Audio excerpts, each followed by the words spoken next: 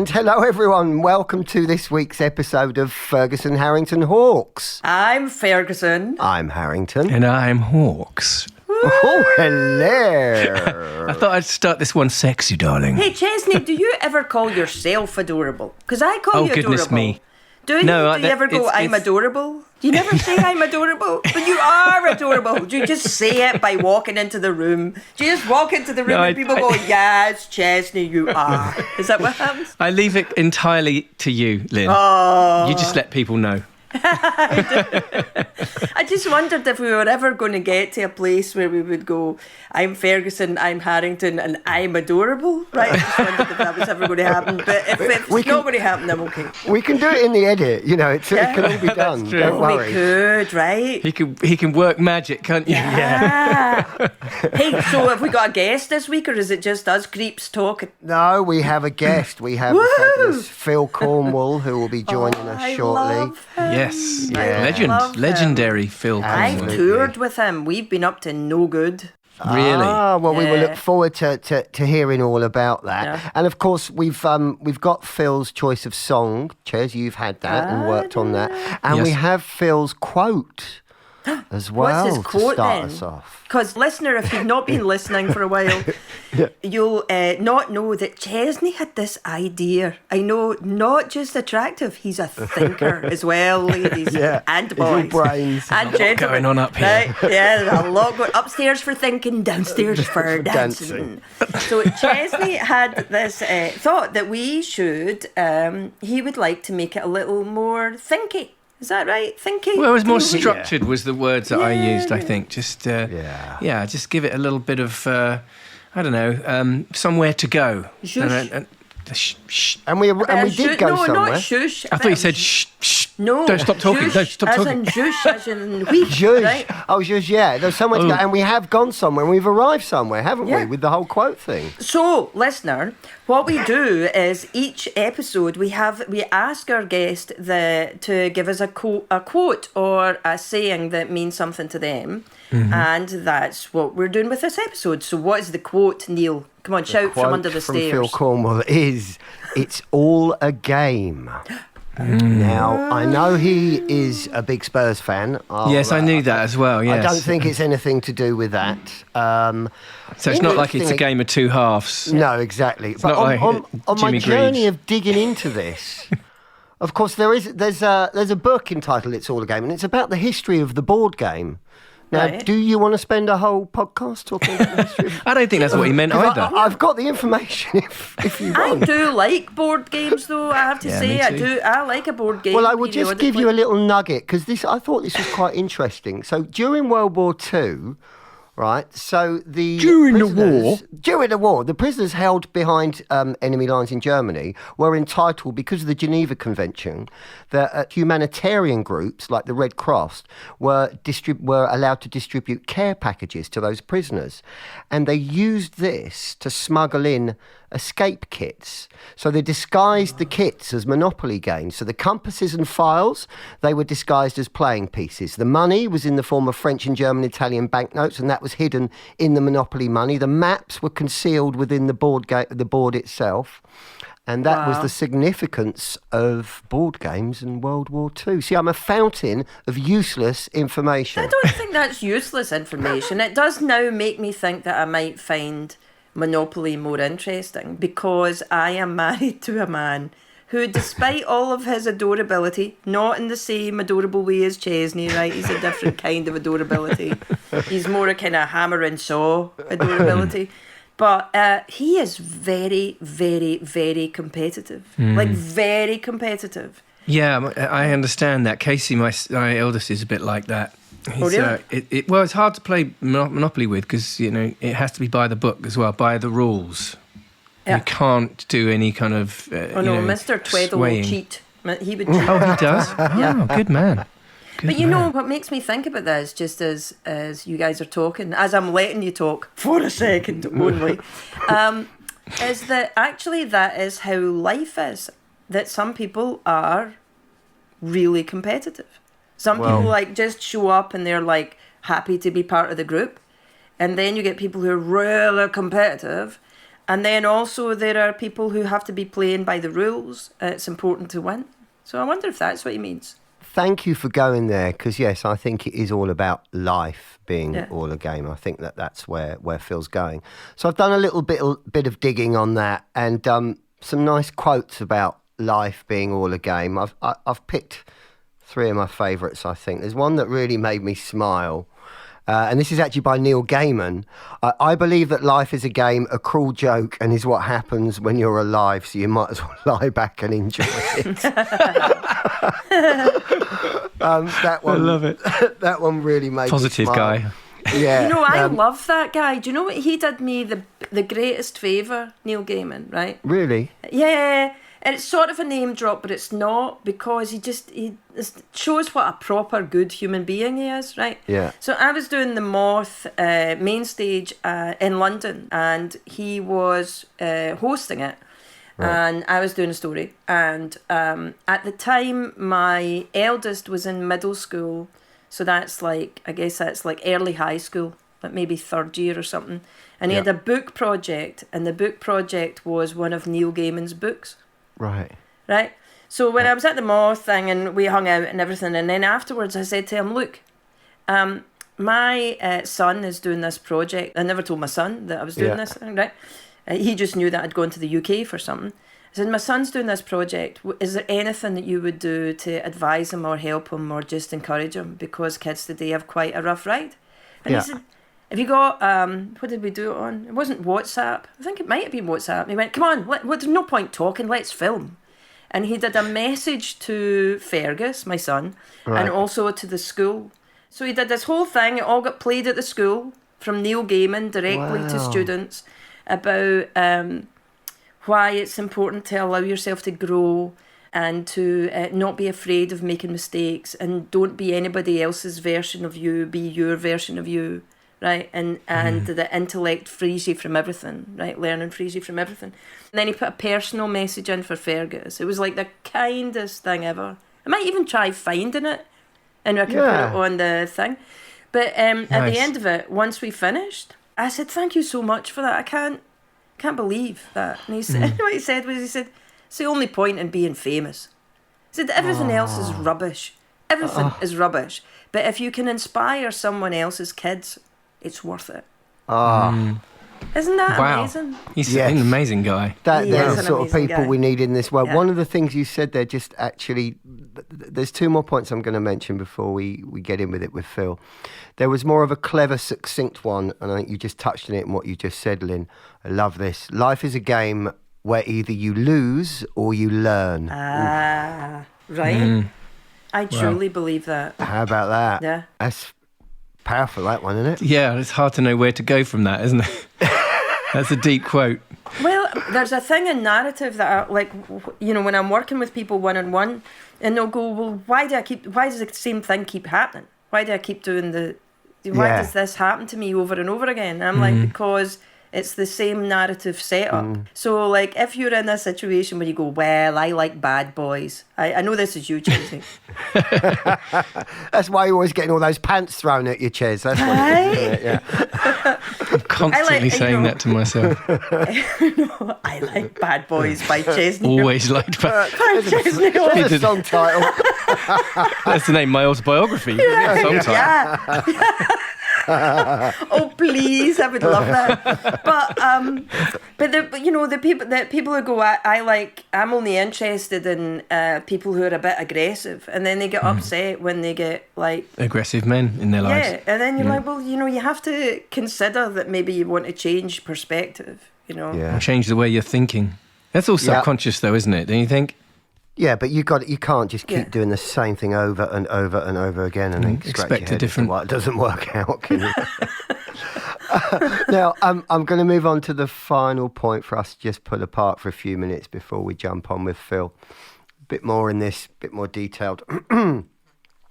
Imagine life is a game in which you're juggling 5 balls. The balls are called work, family, health, friends, and integrity.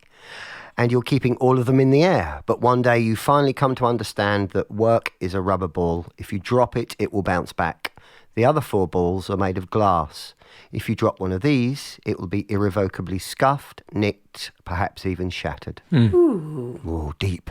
You've been in the brainy cupboard this morning, haven't you, Neil, right? Tell ya. Yeah. The old long winter nights just fly by with me. Absolutely. And I also think that you guys are just excited about being able to talk about balls, frankly. That's the thing. I'm just like... I'm not dropping my balls.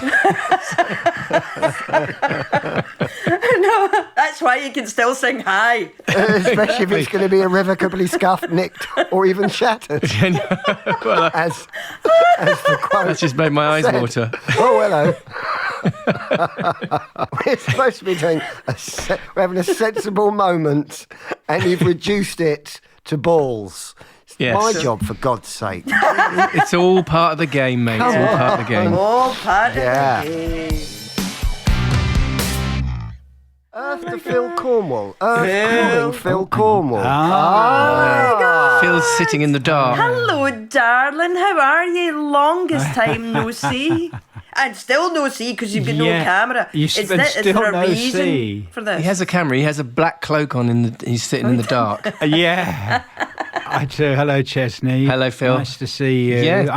I'm sorry. This is a bit like I'm being weird, aren't I? Because you can't see me, but it's just a technical thing. You're actually naked, aren't you? We're That's the issue. Yeah. I am underneath underneath all this stuff. I am his actually clothes. naked. Yeah. I've always said you've had a great face for radio. A great face for radio. Do you remember? Because I accused Tony Hawks of this, and it's totally not his fault at all. Do you remember you, me, and Neil Robert Herd went on a gold beer tour of Scotland? And as part... Yes. Remember that? Well, because I Yes, I have do. bit... Like, 1990, Lynn, or something. was it? And I could never remember... I don't know. Well, because part of the payment was as much gold beer as you could drink. And so, like, we just... Which actually now wouldn't be a good idea for No. me, really. Oh, wasn't right. a good idea at the time. No, it wasn't, but it got me where I am, so that's good. Every cloud.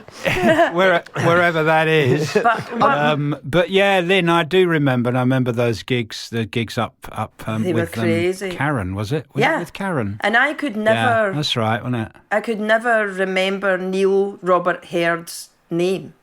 I was comparing it, and every time I went to introduce him, I would go, "Ladies and gentlemen, Neil." So everybody did. Hey! Took a knee. Hey, he's here all week. He's here all week. Try the veal. Anyway, anyone from Bedford in? That's a good line. It's such a great. Can I steal that line? Oh, that's It's such a great line, isn't it? He's here all week. Try the veal. You know, you're doing a gig in a restaurant. brilliant. Anyway, anyone from Bedford in? Yeah. I haven't introduced you yet. We need to do an No, introduction. let's do that. We ready, Jenny? Here we go. So, today's guest has one of the most ubiquitous and versatile voices ever. An elastic and hilarious comedian, and also a proper actor. From Gilbert the Alien to my absolute favourite Stella Street, Alan Partridge, and also the voice of Murdoch Nichols from the band Gorillaz. It's only Phil Cornwall on our podcast, everybody. Oh, Oh, lovely. Gilbert How the Alien lovely. in the flesh. Ah, yeah. Yeah. Yes. Chesney, I'm not sure. I don't think I had a go at you, did I, mate? I'm not Oh, sure. I mean, you didn't probably come did, on, but I did you, don't. mate? That's fine. it's just- do you that wasn't you. That was Gilbert. I know, mate. I'm not sure. Maybe did you come on Get Fresh? Did you? I think come I on? did. Yeah. Did you? You must have come on. At Well, some Did you get fresh? What were the years though? What were the years? 87 and then 88. Those were the two series we did. It was live. on Oh, then Saturday it was. mornings. Then I definitely didn't come on. And I was more of a fan of Gilbert, because I would have been like 16, 17 at that point, Yeah. and my time was kind of 91. So yeah. It was a very odd job. It was an extraordinary job. Absolutely extraordinary thing for me to be doing at that time in my life, actually. Yeah, it was. Why was it loved Gilbert. Very extraordinary? suitable. Why extraordinary? Well, Well, Lynn, well, it was just so apposite. It was so right for how I was at that time and the kind of where my head was at. All over the place, you mean? And it was a perfect fit. Yes, it was the perfect fit. And they got me in to sort of try out for the voice and everything. And the brief was really just that he's an alien. He comes from, out there somewhere, and he's just been influenced by our television. And so, great, off you go. And in those days, they just let me get away with murder. I just, but well, quite literally. No, and it was kind of, I just riffed. Yeah. And how extraordinary to be able to do that. You wouldn't be allowed to do that. Not now, no. No way. You can't say this, can't say that. It's funny because it's almost like they don't allow you to say things, and then they've got, because I'm a big fan of Gogglebox, and this is how I know that this exists. But that they've got a naked dating show on Channel 4 where people have just got all their, Yeah, you get your stuff. Johnson out and everything. Their meat and veg out, Yeah, right? And where you're out. just like, so you're not allowed Tacos. to say stuff, but you're in tacos, right? But it's been a very taquitos. In some cases, taquitos. I have to say. Yeah. But Right. it's true though that things have become quite formatted. You can't do the sort of stuff that you were doing, but actually what you can do is show bits of yourself. It's weird. It's a weird change. No, that is, Lynn. I know. It was just so right for me at the time, and I just loved it. I loved it, just sort of making stuff up, and it was great. Gilbert to me was really. like, It was nuts. it reminded me of like Robin Williams when the first thing would come into his head, and then he'd do an impression, and then he would just go off onto another tangent. And Well, that's what that's you basically, isn't it? You are. That's what I did, and it worked perfectly behind that character. A massive puppet, huge puppet, had a real presence. It wasn't some silly little. Yeah, it was a thing. big, huge. not It was big big. sweaty green blob. It wasn't. It was made by Fluck and Law and all that. The Yeah. Spitting Image Workshop, and they came up with it and did it, and so it was all good. And it was quite a time that Became quite a cult hero, did Gilbert at one point, if I remember right. I mean, God, it's a long time ago now, but like, it became. I felt like Gilbert was kind of inching away from children's TV to kind of adult humour. You know what I mean? I mean, you never really kind of stuck to the kiddies' humour, did you? Let's be honest. I didn't, and I didn't need to. I didn't think I needed to because of the visuals. They love the visuals of him and the snot and all that. Great, that's fine, and I can do all my stuff and use it as a mouthpiece if you like. Well, what I was going to ask you actually is there are people who are improvisers, right? And that's what they are known as being improvisers. You're not really known as being an improviser yet. That's one of the things that I think you've always been really brilliant at. Like being able to take something and just go with it. I much prefer to do Are that. you like that in life? Well, yes, I am, but that's why I did it on stage. Yeah, because that's really me. Really, that's what I mean. I think it's quite good to have some sort of structure. I realised that because I have done gigs where I thought, I'll just go on, I'll do something, and of course, when you get up there, it's very different. I've found it's better to have a little bit of a structure, but you can go off. I love going off and seeing where it goes and takes me. I love it, and that does it for me. I just really enjoy doing that, riffing and you know what I mean. It's a It's real not talent, everyone's cup though, of I tea, think, but- Phil, because it's not something that God, I'm not a comedian, but like, I have to have everything planned in advance. Otherwise, if I'm not ready to go on stage with everything planned out, I'm kind of f***ed. Well, most people do, Ched. I mean, that's it. That's the deal. Absolutely, mate. No. I think that's absolutely. It's just, I just really, and people do like, if I get the right audience, they do appreciate it. I don't do a lot of live stuff now, and I did Edinburgh like 3 years ago, which was very brave. We are going to Edinburgh. We are going to Edinburgh this summer. Yeah. Yes. Where are you performing? We're at the Gilded we're with the Gilded Balloon. They're producing us, but we're at the museum, the National Museum of Scotland. I know you can't see this, listener. We have one listener, but at this point in time, And it's my mum. I can see the visuals of this, and both Neil and Chesney are literally rubbing their hands together with anxiety. I just have to mention Edinburgh, and they both go. Oh, Lynn, you know what it's like. You know what it's like. I was up there on my own, on stage for an hour every day, and I did it. I got through it. I did the whole thing, and I've never done the whole. That must feel good once you're done. It did, Ches. It did, mate. It did, and the whole show changed completely from the beginning. And by the end, I was doing something else completely. But that's Edinburgh, isn't it? Oh, it totally is. You do have to sort of brace yourself, but then you just jump in. Yeah, all right. Thanks for that. Got to jump in, haven't you?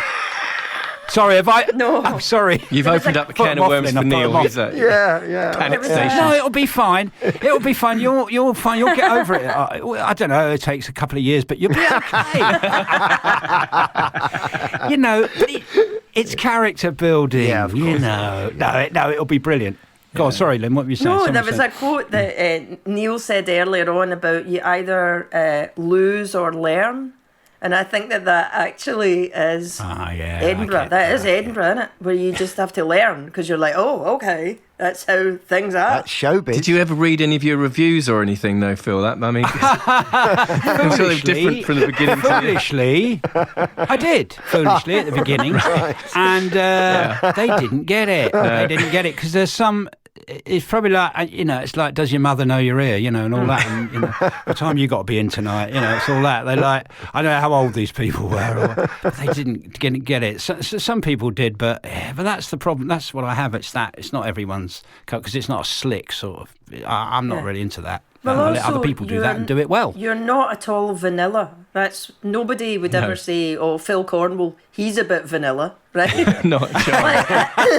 I think that A bit of a raspberry ripple, but With a sprinkling of nuts. that's bang out of all. do you know what I mean? That more than a sprinkle. He is here all week. He is. Try the veal. You improvise so much on stage, right? Like you're responding to what's around you. Is that also how you navigate life? Like, do you have a 5-year plan, or are you a guy that's like, hey, I'm going to Spain? I think I know the answer to this, but I'm queuing it up because our listener will be wanting me to ask. Our one listener will be like, come on, Lynn, ask that question. No, I haven't. Have I? I've never had a plan. I haven't really. I don't know what I've done. What have I done? I've done some things. You've done things loads. have happened. I just woke I up. have done loads. And I'll tell you what, I'll have taken it. No, I often look at it, Chesney. I do. And I am so grateful for the body of work that I have. Even if I did nothing else, I think, well, that was all right. You didn't do bad there, did you? I think the word ubiquitous was used in your intro, mate. So that kind of says a lot. the word... Was it? Yeah. Was the word Weetabix used? Yes, it was. Anyway. I would have gone with Shreddies, but... It's very shreddies. I love shreddies. I like the lattice work. Oh, Yes, I hate I do like the lattice work. Sorry, Lynn. Anyway, but Lynn, that's it. It's an interesting thing. This whole thing of getting up there. I've questioned it. I thought, well, why do you need? You see, you've got to have tremendous low self-worth to get up on stage. You really have to be any good. You got to be insane to be any good. I think really, or slightly insane. It helps because people like to see controlled. People sort of having breakdowns up there in a controlled manner. I think that's entertainment. That's what I think. Oh, yeah. And it is. You're watching someone go a little bit nuts, and it takes you out. I like that's what and it's okay to do that. It's all right. I'm all right with it. But I think I started out wanting to prove something. Love me, and all that bullshit. But. It's not really about. I do want people to love me, though. We all. Anyway, sorry, Neil, we need to we do, ask don't we? Phil about his quote. We've gone, absolutely. We've kind of gone off at a tangent, haven't we? But it's all related. I still haven't recovered from the lattice work on Shreddies. That did me in. Well, Phil, when we chatted before you came on the podcast, Yes. I asked you what your quote was, and you didn't even have to think about it. You came straight back, lightning fast, and your response was, of course, it's all a game. Well, it is. I mean, and that's the old expression: life is just a game. And I'm not saying when I say it's a game, I don't. And then you die. That is the point. That's exactly the point. Well, it's a brief interval in the light, an experience which is nuts, completely nuts. You come out of nothing, suddenly, like by some sort of magic, it's extraordinary. You form into all this sort of being, and you have this experience of all this noise and the colour, and there's like lights out. Yeah. And it's like, whoa, What happened there? what was that all about? You know? Did I win? And the whole point, yeah. That's right, Chesney.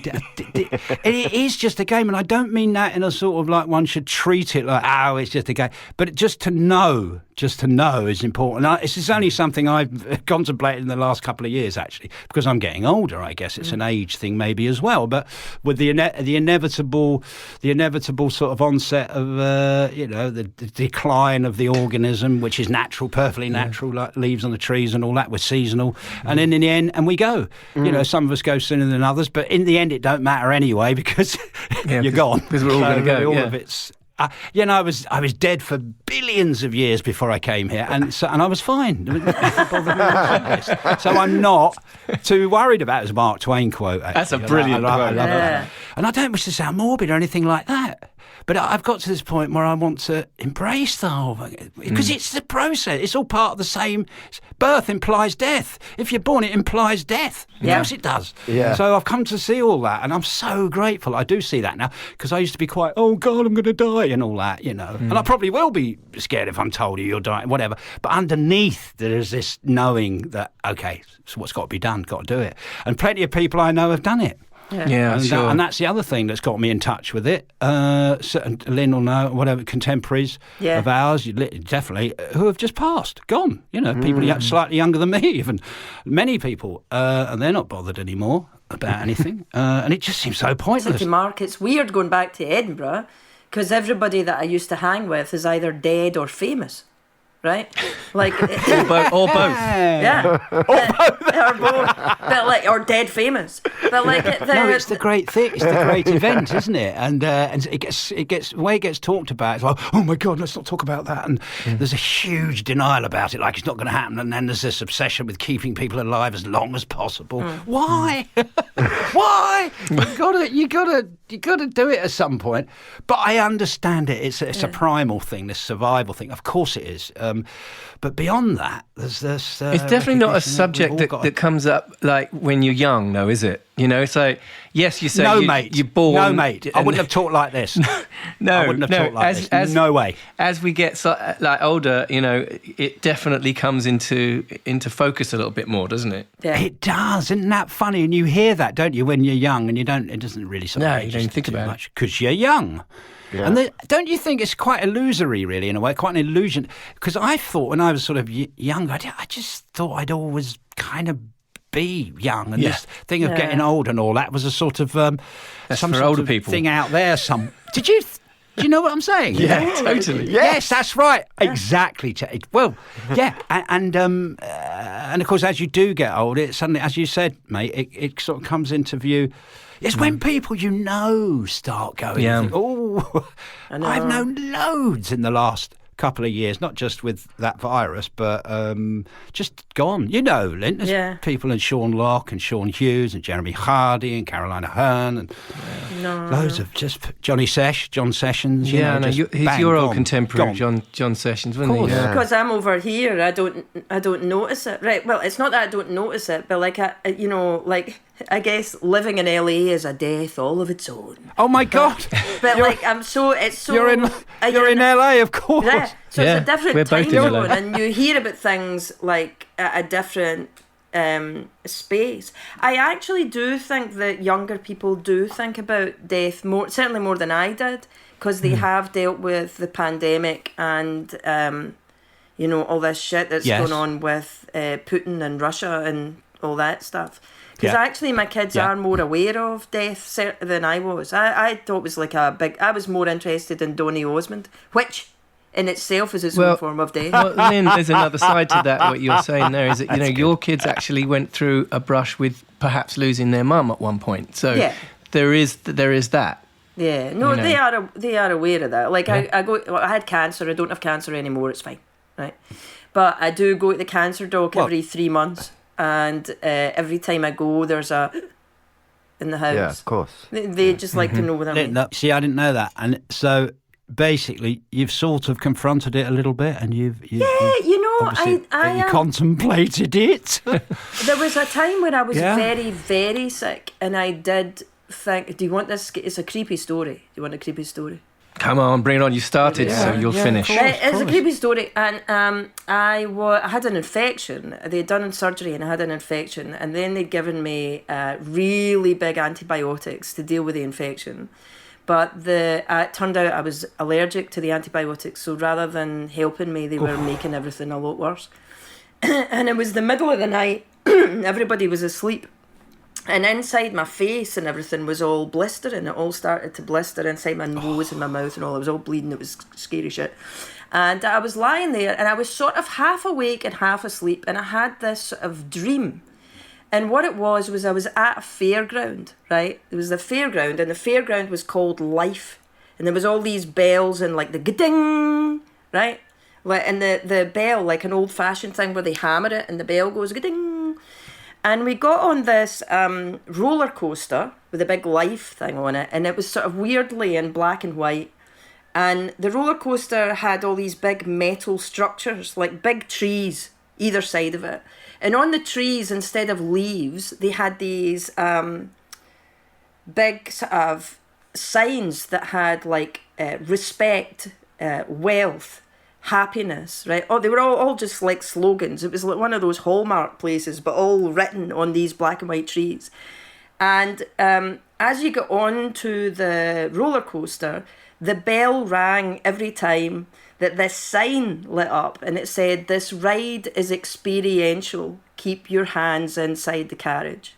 Right? Ding! That's what it would like say, right? So I'm in the roller coaster, and I'm going up, and there's a bald guy, don't know who it is, in front of me.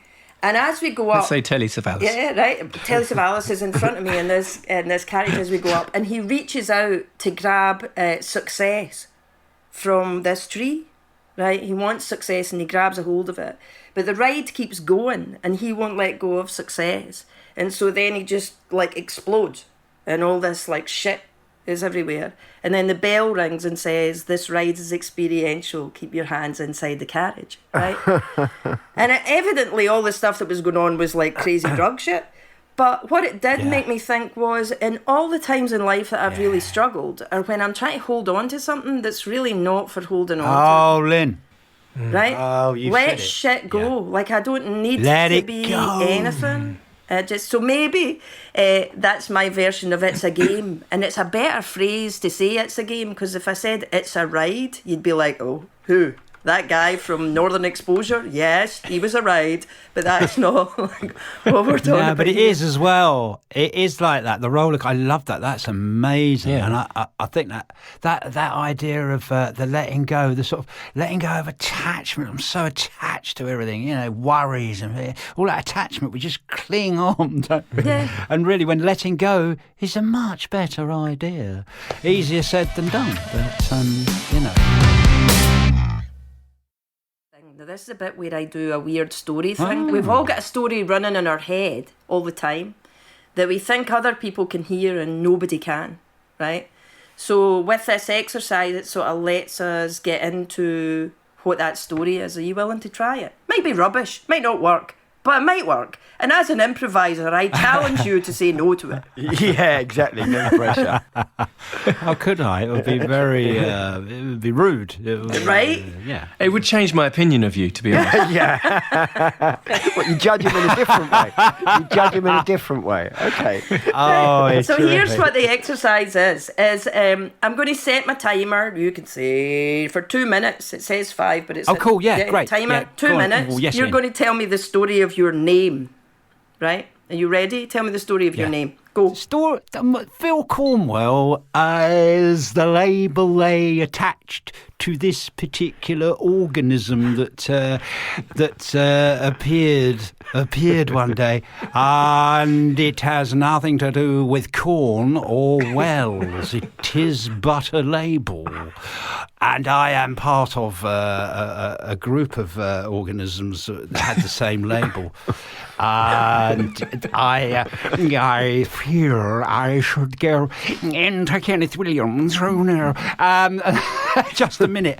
And, Phil, Phil, it's a name. It's a name, and it's.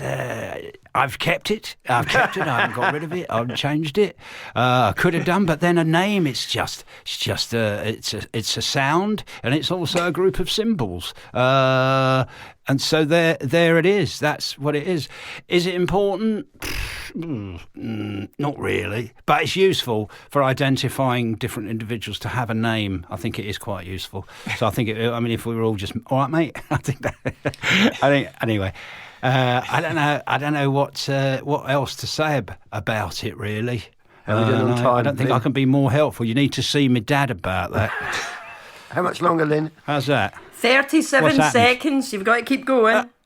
I've got to keep going. I've got to keep going. Yeah, I didn't. I would have liked to have had another name, of course, but it wasn't my choice. So I'd like to have. I'd like to have been called.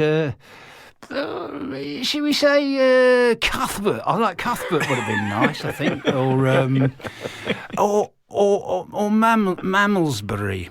I kind of like that as a name, Mammalsbury Chartworth. I think that would have been good. Or Alistair Threng. Hello, everybody. My name is Alistair Threng, and I'm here to tell you about geography in Peru. Let's hope the Andes don't explode like they said they would. Yay! Well done. You made Well done. it. It's a weird thing Now to you've do, got right? to translate that into Croatian. Oh, it's totally easy. I don't know I can do Croatian. If anyone could do it, Lynn could. Not Croatian, man. You're in LA. I forgot that. That's nice weather. It's beautiful. No. Right, I'm going to jump in and I'm going to steer this back. No, go on. Steer You're it not back. getting No, good away. man. You're not getting away without the translation of your name, I'm afraid. Yeah, go on. I want to hear Lynn. Well, do you know Ukrainian. what? Try. It Good totally, try, but, you know. Lynn. Go on, Lynn. it totally sums up what's in the translation, what just happened, which is, right, so your name is how you see yourself. And you would rather not. You'd rather see other people and other things and things that are more interesting. You're inside looking out and you don't really like looking in. And the way that you will avoid talking about yourself is extraordinary. Extraordinary. Lynn, that's wonderful. It's true, though, right? Or you can disagree with me, though, right? I'm happy for I'm nodding like a good man. I'm not even on camera. And I keep thinking, oh, God, they can't see me. I'm nodding. Yeah, go on. Lynn, carry on. Interesting. Go on. I don't want to get too into it because the impressions are about making life more interesting. There's a lot of tedium in your younger years. Loneliness, tedium, isolation, bleak, nothing happening. And literally the way that you've got out of situations is to make them. You know, like your imagination and your voice and what could be. Of course. Does that make 100%. 100. Yes, Lynn, that's Ding, ding, ding, ding, ding. Yeah, 100%. 100%. Yes. Yeah. It was a way out. Yeah. It was fantasy world, you know. Sorry, go on. No, I'm actually interested in you. You're the guest. Like that's. You see, there you go. You have to tell me that. Yeah, isn't it funny? It's extraordinary that. It's so true. And, that was probably why. And I found that I could do different voices. So it was like, well, hey, and so it was just a way of, tedium. Use that word tedium. Yeah. Ooh, isolation. Yeah, definitely. There's all not. of Were you? that. This is a personal question, so you can tell me to f off if you want to. But were you like an out? I wouldn't do that. You can though. You know you could. I love you. We do it often in this show. Yeah. Tell me to shut up. It's the only way that they can get me to shut up. Right, I want to say off. Yeah. Well done. Well Now, done. right, I don't say off. Michael Caine, you never hear him say off. Off, you cunt. That doesn't happen. Doesn't happen. You are a cunt. Lynn, carry on. I just had to hear Michael Caine do it. I like that. Go on.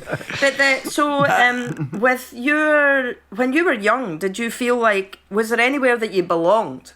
Because there's not a sense of like it's interesting that we started talking about an alien, and because actually a lot of your sound is that you're like a little alien. That where you came from was really not like there's a thing where you go, I don't really belong here. Yeah. Within narrative, there's a thing of going, if I use these voices, I can fit into these different situations that make things tolerable and interesting. But overall, the only way to survive this is to not really bother with being me, but to be the game. Does that make sense? Yeah, it does. And then I picked up a drink. I thought that'll be a good idea. Yeah, of course, you can see it all. It's so common. Needing to isolate. I know what it is now. I'm onto it. Onto it. I know what it is. It's that old friend of ours, the ego, that silly little constructed load of bollocks. But actually, it sucks you in, doesn't it? And you believe it and all that, and it separates you. And it's ridiculous because we're not separate at all. We're all, it's all one. I used to think that, obviously, but not anymore. I kind of see it now more. I see it for what it is. What I wanted to say to you, though, is that everybody's sound is interesting and I do believe beautiful. And that with narrative, it's not about good or bad, it's clear or unclear. And like in the same way that everybody has their own sort of... It's funny because we talk about people being different according to what their face is, but not really to what their sound is or what their experience is or what their perspective is. It's all that, isn't it? Yes. Whereas your perspective, I think about how, because if I'm honest, what I hear, what's in your read is about how frankly f***ing bleak things were when you were younger, and how you chose to make it better. And I think that we have a thing with stuff where we look at ourselves in life and go, I wish I hadn't done that. Interesting. But I think about how many people you've entertained or made laugh or allowed them to think in different ways, and I'm like, that's kind of brilliant, taking something bleak and making it beautiful. Just saying. Oh, Lynn, oh my God, that's so lovely. That's such a beautiful thing to say, and that is the most wonderful thing when anyone actually ever said, and that does happen from time to time. I've had people actually say the sentence, "Thank you for making me laugh." I've actually heard that, and it blows me. Oh. Really? Oh, yeah. No, it's true. It blows me away, and that's a beautiful take on it, Lynn. There that you've just, that you've just given. Actually, not far off. I don't... You've definitely made me laugh over the years. I'm a big Gilbert fan, but I'm also a Stella Street fan. Phil, my favourite. Oh, wasn't that a great bit of work? Yeah. I'm so proud of that. I don't mean so that from a trumpet blowing point of view. I just mean it was a great bit of work. It's brilliant. It's really brilliant. It's great stuff. I love it. It's a great little world. It stands test of time as well because it's now like a cult show. It does. Amazing. So I used to love you doing the Beatles. The Beatles used to make me laugh. That was always.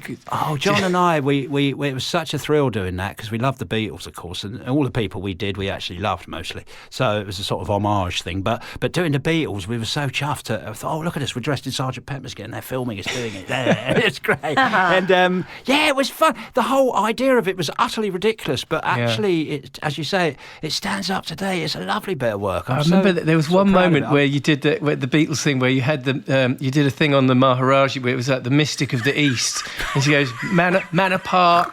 Manor Park, Forest Gate, or something Leytonstone, Manor Park, yes. Yeah, I was just doing John, I just love doing John. Yeah. John's the one, really. Yeah, that's You're so f***ing mystical, you tell me. They said that to the Maharaji, didn't they? You're so f***ing mystical. Mystic of the East. He said, why are you leaving, John? Why are you leaving? You're so f***ing mystical, you tell me. I love it. Yeah, but George was much more serious about it, and I love the way George talks about the Beatles, We're in the eye of the hurricane. And it was so, lovely, that story, the whole story of them. Anyway, we're digressing, but... no, you're not digressing because you made us laugh. You have made us laugh, and I've got to jump in there because, we worked together over the years, and I'm not just blowing smoke up your ass, but Stella Street, Mick and Keith's Corner Shop was genius. I know, but what an idea! No, but seriously, just to live the idea alone. Yeah. I just love the little thing in the corner shop they have to stand on to get up to. Mick Jagger would get up to the top shelf and the shredders would fall down. It was whatever. extraordinary, wasn't it? I have to credit Peter Richardson, of course, for getting us together to come up with it. He's a comic strip guy, wasn't sort of he? Genius. Yeah. Yes, he was, and it was his. He's a bit of a genius in a way. He just thought, okay, well, get those two together and see what they come up with. And he did, because he worked with both of us independently, and then I never would have thought of it, and John wouldn't have come to me and gone, "No, let's do Stella Street," you know. So Pete initiated it all, and it just had these, and it ran, you know, and it was extraordinary it's to brilliant. actually, you know, get it on in the first place. But it was just a cult thing. It wasn't a mainstream thing, but people speak fondly of it. They do, and I think a lot of people, those that know it, those that know it, and people in the industry as well, like comedians. And stuff, I think that it's actually quite influential. Yeah. You know. Well, perhaps it was. I mean, that's what I mean. If I didn't do anything, I think, well, I did. That was great. It was great being in that, and that's what life is, isn't it? A series of it's one long experience. Actually, it's not different experiences, but it's the sort. Seems like it's broken up, but having done something like that, it's like, oh, that's great. You know, like I said earlier on, I'd have taken all that at the beginning. You know, when I started out, if you'd have told me you're going to do all that, I'd have taken that. Thank you very much. You know, whatever. You know, it's yeah. Anyway. Did it start with the David Bowie "Where's My Sausages"? Is that where it all started? Bowie! Oh God, Bowie's so poignant. I love it. Of course, he's passed as well, and he's out there now, and he's watching. Hopefully, he's listening. It's not like I'm glad somebody is. Maybe he's our one listener. I like it up here. It's all right. You know, I don't have to worry about things anymore. Oh, that's right. It's very quiet. Anyway, no, but doing that, you see, that was the thing I got reported back. The fact that he actually loved it. He loved it. Oh, and he that did? To me meant Brilliant. such a lot. Yeah, he found it hilarious. Just the way I did him, and he actually did me doing the impression of him, which was very funny. I didn't meet him, but he did one of the lines from Stella Street, which was great. And I thought, great. again, it was homage, but doing Bowie, that was a great one to do at the time. Then, you know, just to come up with that one, because not a lot of people were doing Bowie, so I did it. I got a Bowie impression. Was that going. Before Stella Street, though? You did that? Yes, many years before, on a thing called Saturday Live. Saturday Live. Oh my God! That's right. I was actually on remember Saturday watching Live doing that. And then singing that song, "Where's My Sausages?" and all that, which I wrote. They're not where I put them yesterday. I like cheesy footballs. But I think that was what did it. Because the reason I asked that question is that where it started is because that was all before Stella Street. And Yes, it was Chesney. And it was all about, and it was similar because it was, you know, you got these like incredible, extraordinary characters, famous characters in kind of everyday situations, which I think is why Stella Street worked. But that's exactly what that is, isn't it? It's like David Bowie singing about his sausages, you know. It's just brilliant. Yeah. It had a life of its own, you know, and the way it sort of developed. It literally started with the idea of Mick and Keith running a corner shop as a sort of sketch, really, sort of thing. And then it grew from there, you know, with the shops in the street, and all these sort of famous people live in this street, which is in Surbiton, but it's not. It's actually in where was it now? Chiswick. Anyway, never mind. But but it grew, and as you say, it was just odd, wasn't it? But it worked. It worked. There was nothing else quite like it at the time. No, it was definitely unique. It still is. Yeah. Yes, you could say that. Because, you know, Phil was never going to shut up. So, I mean, you know, I'm glad we've... I know. No, mate, I'm so sorry. Stop Mind you, being it's an sorry. audio show. Hang on. It's an audio show. Hang on. You want words. And also, Come on, you're the words. guest. You are the guest, technically yeah. the guest, Yeah. right? That's You're the point. interesting one. Yeah, right. It's funny. You have to keep reminding me, Lynn, that it's all right for me to speak. I love that. So It's great. Okay, So- Chesney. Yes, Go on, yes, mate. it's my turn now. It's me. It's me, Your me. turn. I am the singer. Me. It's all about me. I am the singer. So mate. every week we have a wonderful guest, that's you. And as well as giving us their quote, they also give us a song that has some kind of emotional connection for them. Happy, sad, whatever. So you have chosen, I'm going to let you tell us what you've chosen. Tell us the song. The track is called Modern Music, by a band called Bebop Deluxe. People won't know who they are now, I don't think. But they were big in the 70s. And they did several albums this particular album anyway, Modern Music. I don't know. I got quite obsessed with them, which I always got obsessed with things. Obviously, I'd never do things by halves, of course. And I used to just listen to it all the time. And there was a certain period where I listened to it all the time. It's quite beautiful, actually. It's quite beautiful. Bill Nelson's the lead guy of Bebop. He's a sort of guitar virtuoso, if that's the right thing to say. So his guitar used to sing, basically. Yeah, he was a bit of a guitar hero, and I actually done research on him, and there are a lot of people that have come after who quote him just as one of the greatest guitarists ever. So yes, Chesney, I think so. And he wasn't mainstream. He wasn't massive. No. But they did have success. They had a reasonably successful period, and it was this very gentle sort of Yorkshireman called Bill Nelson. But his guitar, he used to make it sing, And there was something sort of beautiful about it. And the production was very good as well on it. So anyway, it just struck me, that's all. It just struck me. It struck a chord with me. The bebop music. So it was a period in your life that just that where that music, that particular song kind of takes you back to that moment. Very much so. Late 78 or something like that. Right. And I'd sit for hours listening. Well, I have recreated that song for you in my studio. So I was Chesney. I thought, I can't give him that one. How could I? No, give Chesney that one. He's going to go. Believe me, I've had worse. What am I supposed to do? I bet you have. And I also thought that as well. So, yeah. Right. So Toyah Willcox gave me Human Behaviour by Bjork. So. What the fuck am I supposed to do with that, Toyah? Doddle. You didn't. Through this journey of doing this podcast, I've had to recreate all of these, people's favourite songs, and I've tried to make it very, very simple acoustic, just one instrument and a vocal. So I have done this for you. Here we go, Phil Cornwall, just for you. Here is Chesney Hawkes performing Modern Music. Modern music on my radio. Another station, another show. If only I could let my feelings flow.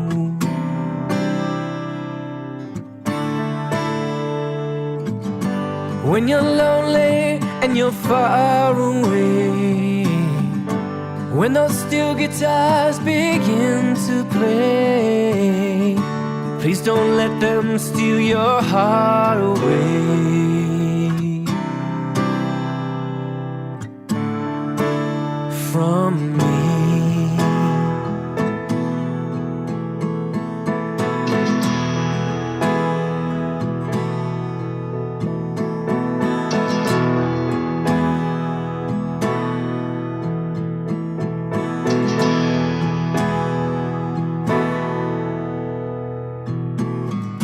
I hear the rhythm of the rain begin, a shining broadcast on the silver wind. Will you receive these programs deep within?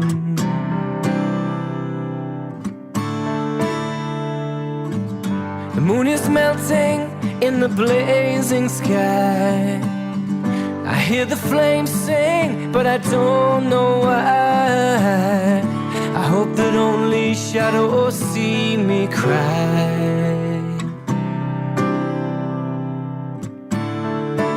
for you.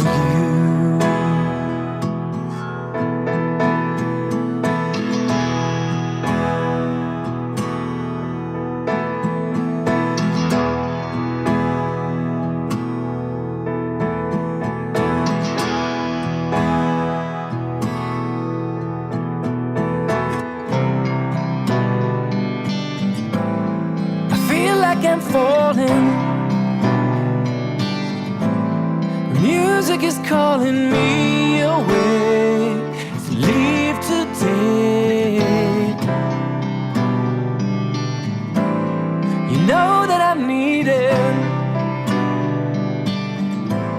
All the love that I'm leaving here with you, a song or two.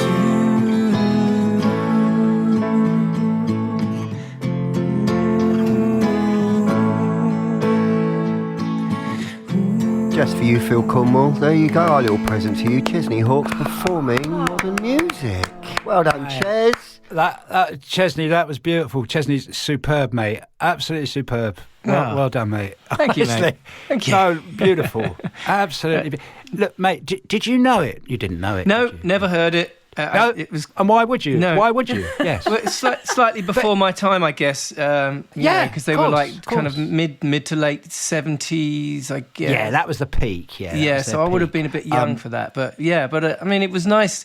That's one of the great things about doing this show is like, you know, sometimes I haven't heard these songs and I get to kind of, you know, experience and delve into these artists that I might not have even found. It was You know, really good, mate. If you didn't even, I mean, that's your gig. That's what you do. But I just think it was, it was beautiful. Absolutely beautiful. I loved it. Did I'd it never total heard justice, it before. man. Total. What does it mean to you, Phil, that song? What does it mean? I know you hate talking about yourself, but try. Right? I love talking about me. You do not. You totally do not. know, You'll give me Lynn, any you've got- voice in listen. the world. You've got my number. I do. She's got my number. No, it meant a lot to me. It was a I just thought it was something beautiful about Bill Nilsson, you know, and that sound, and it just really captured me. I suppose it took me away, as you say, from the tedium. It was escape like music is, isn't it? And it was a period of. What was I doing? I was off my nut a lot of the time, I think. It was right? and that was great to listen to, you know. Yeah. Are you a sober man now, yeah, Phil? I have been sober for 26 years. Yay. Well, one day at a time. One day at a done, time, yes. of course. God bless you. So, and one of them, as you may or may not know, I'm sure people will hear. I don't know. What a journey it is. You know, it is an Mr. Toad's wild ride, as I heard described. Yes. Without the anaesthetic. You know, doing life. Fantastic. I wouldn't have it any other way. I absolutely love it. It's challenging, but I love it. I love it. I do. But yes. You're absolutely right. In my house, it wasn't encouraged to have feelings, and you know how it is. There was no alkies in my house, anything like that. I can't claim that. It wasn't like that. But there was a sort of a sadness there, and I sort of tapped into that. And I've always hated it. Oh, anything sad. Oh God, no, don't have feelings. Run away. So of course I'll make people laugh. Yeah. I don't want people to have feelings. Yeah. So, but I just want them to laugh. Go on, laugh. Don't be sad. Yeah. Yeah. So Yeah, it's a but sort of there's natural- also a thing about. I mean, I think that's a really, really brilliant quality in you. Yeah. I really do, and I think that you would. Oh, Probably, I can't knock it, Lynn. I Yeah. should. But I think you would probably have had it anyway. That's what I think. You know, like we talked earlier on about like I was dead before I came here. Right, this thing of coming into the world. I actually do think that you didn't need a bleak childhood to want you to make other people laugh. I think that it's in a- your sound, what is in it is about the isolation of your childhood. That that was. Yeah. But you know. Self-imposed. You Bollocks. know, little me. Bollocks. I'm calling bollocks. So another time when we're not online and I'm not like taking up all the airspace with my opinions, but bollocks. It wasn't self-imposed. What a load of old bollocks. Yeah. Well, I've got a part to play. Yes, you do. But no, that's beautiful, Lynn. That's beautiful for saying that. It's been lovely, sort of absolutely lovely. You've done a lot of good for you've said. people, Phil Cornwall. That's a Yeah. thing to remember, Well, especially in the can game. I- No, you talk. You're allowed to talk. Yeah, man. No, I was going to say, I mean, when I say it's a game, that doesn't mean it's like, you know, necessarily take it like honour it. And Honour it. that's the key, is to honour it, respect other people's desire to take it seriously. Obviously, all of that, as I do all the time, and then I remember, oh, hang on, I'm taking it a bit seriously here, because I know what comes at the end, you know. But it's all part of the experience, isn't it? It's part of the drama, this thing we do here. So it's all part of it, really. All that, the thrill of it, all the fear and all the and the joy and the sadness and everything. It's all part of the experience. Yeah, they call that we're doing. We call it existence. I've heard someone call it the dash. You know, it's like the, on the gravestone where you've got "Here lies," and you've got the date they were born and the date they died, and there's the dash in between. That's middle. That's great. Yeah. I like that. I like that. It's the dash. And it is. It is, and it's an extraordinary experience. It's extraordinary. I'm certainly not knocking it. I don't want to hurry the departure from it, but it will happen. It will come, and I've got my turn. My turn's coming. I can have a good old kick. Hey, can I ask one question? I want one question. I know we should finish, but I'm really intrigued in asking. And I don't know whether you'll answer, because you're like, oh, smoking mirrors. It's all smoke and mirrors, Lynn, anyway, the whole thing. I think the Go on. world is. Go on. You know, It is. like you are, It is. knowing who you are now, right? Like what you've journeyed through now, including sobriety and like this whole period of being lost and not fitting in, right? What would you say? Because a lot of people in the world, because of what's happened in the world, are in that place of bleakness and isolation and not saying their feelings and feeling disassociated from the world, like you were when you were young. Any advice? It's light-hearted. You could have Gilbert tell them. What can I say? Everybody's got there, and people are going through dreadful privations and genuine suffering, and suffering from external factors. I'm talking about here, not just internal suffering, which is 90% of my suffering's caused by thought. And that's all it is. And what is the thought? It's nothing. But just do you know what I'd say? Keep going until your number comes up. Just keep going. I think that's sage. That's so sage, isn't it? Is sage. No, I don't know. What would you say, Lynn? What would you say? I think keep going till your number comes up is pretty good, I have to say. Yeah. How amazing to have come here at all. What are the odds on that? Right? Not everyone's born, No, yeah. Not everybody's... Right? Oh, it's great. I've thoroughly enjoyed this, It's been a wonderful experience. We adore you, Phil Cornwall. Yeah, we've loved having you on. I can listen. I can feel it, and I find it really touching. Actually, I do. Good. I do find it touching because it's quite altruistic, and I can sense it's not a load of bullshit. I can feel it. We love you. Absolutely. Not from you, Lynn. I know. Not from me. How's that brother? Is that? He's good. He's doing good. Yeah. He's good. Everybody's good. We're good. Oh, thank God. Yeah. Great. That's good. Love. And my brother's doing really well as well, in case you were... Neil doesn't have a brother, so you're not allowed to ask about brothers. Neil doesn't have he didn't. Now, see, he lasted for 3 weeks. So that was his span. Who? 3 weeks he had. Who? My brother. I had a brother. Before I came along, he had a 3-week span and went. And died at 28 days or wherever it was. Oh, wow. His dash wasn't very So long. that is the sadness, my friend. Yes, there it is. Yes. And also, what I'll tell you is It was in the house. Yeah, Yes, sadness it was. in the house That's right. and the desire Bless you, Lynn. to be It was. somebody else. This thing about Yep. I can be whoever you need me to be is from Oh, the make up I for it as can well. be I always the thought, well, I've got to person make up who for him. wasn't here.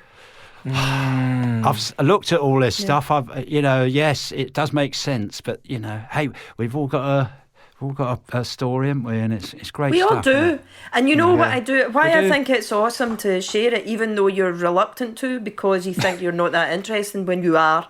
But you think that what you can do is interesting, but not what you are is interesting, which is a different thing. But the reason I think that it's worth sharing it is because everybody's in a narrative and they don't know who we don't know who the best help comes from. The narrative. The narrative. The narrative. That's it. We all have a story which We we do. cling to. We Yeah. do. We cling. That's me. It's me. It's my identity. Don't take it away. But it's all right. It's all right to let go. It's all right. You can let go of the Okay. fucking idea you're not that interested, my friend. Yeah, you can let let go of that one. Yeah. I've been really Well interested, said, Phil. Neil. Neil, thank you, mate. Thank you. You're very welcome. Chesney? Thank you, mate. You're marvellous, Chesney. Thank you very bless much. you, mate. Am I You are marvellous? too, Am mate. I Great work. marvellous? Am I marvellous? Am I marvellous? You're beyond that, Lynn. Am I marvellous? I'm adorable. Lynn, it's so lovely to see you. I know you can't see me, but you can hear me. Yeah. But lots of love to you, my darling. Lots Big of love, my Our very friend. own little alien for this show, Phil Cornwall. Thank you so much, Phil. Thank you very much Thank for you, making Phil. the time for Thank us. you for having me. It's been great. Wonderful. Bless you. What a lovely chat with Phil, right? How lovely was that? Amazing. I was so glad that he said at the end, because the horrible thing with doing a read is you hear things that you're not sure. In fact, I might have to change the exercise into making it something else, because Right. you hear things where you're like, oh shit, man, that's a really terrible thing. But it's not my place to say that happened to someone who's just come on to talk about lovely things. To go, well, the big bad thing, what was the catastrophe that you Yeah. couldn't help, right? What Yeah. was the isolation? And then when he just dropped it at the just end, drops it was like, it at the end God there. bless you, my friend. Yeah. But There's- isn't it interesting? The man that's made it, he doesn't know how much he's made us laugh, I don't think. He Well, doesn't. you know, he's got to the take thing it on, about right? his incredible depth of what he's done over the years, and we didn't even touch on like Doctor Who.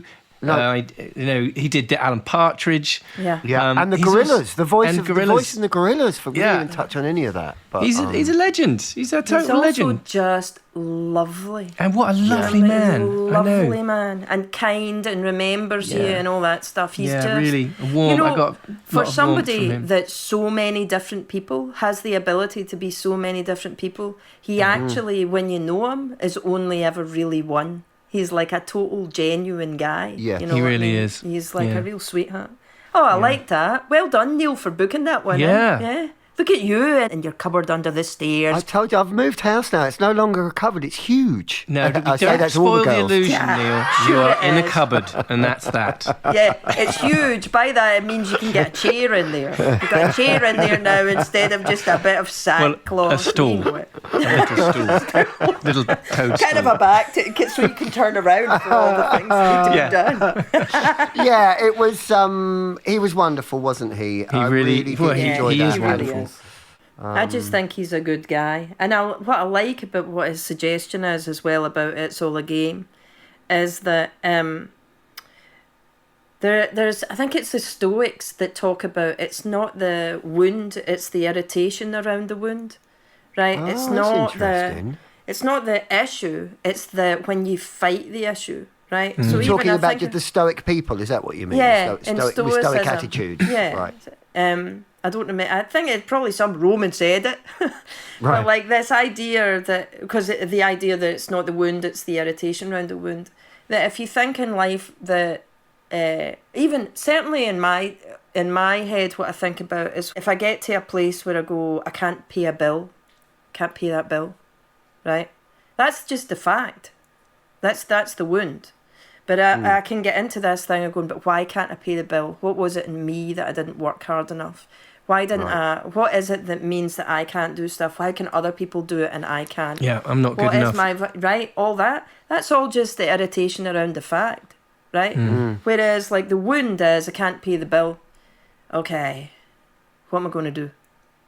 Right, just how do I heal this situation? So How you do I go get straight through to it? the solution rather than Yeah, worry rather about all than- the crazy stuff that's going on around in our rather heads. than bringing up all this shite about why, like, it literally, I think what people do is they hit a point of weakness or vulnerability, and then rather than going, whoa, this is a bit difficult, I must look after myself, they give themselves a really good kicking.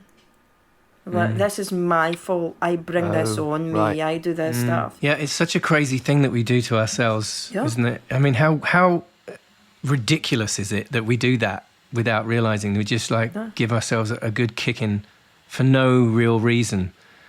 When really all you need to do is look for clarity and solution. You know, I think we're taught as people to give ourselves a good kicking, aren't we? That's what our parents did, and that's the way society runs. Totally. But like, even if you can get to a place where you go, shit, I'm in trouble right now, maybe I'll save my good kicking until I'm not in trouble.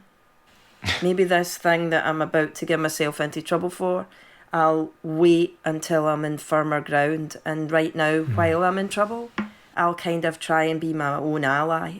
I think the trouble is that most people don't realise what they're doing to themselves. Well, they don't, because you've got a story in their head. Not aware, because the story is in the head, and it keeps going, and it keeps going, and it keeps going, and it keeps going, and it keeps going, and there's no escape for them because they just can't see what they're doing. Is there any benefit from it? What, from the story or from change? Well, from having that default of giving oneself the kick in all the time, and I think we believe that we're being responsible.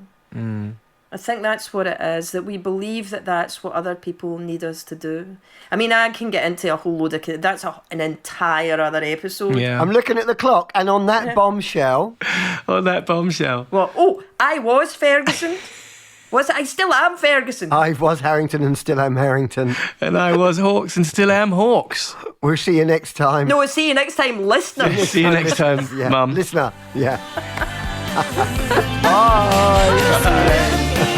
You've been listening to Ferguson Harrington Hawks with Lynn Ferguson, Neil Harrington and Chesney Hawks. Written and produced for Source Productions by, surprise, surprise, Lynn Ferguson, Neil Harrington and Chesney Hawks.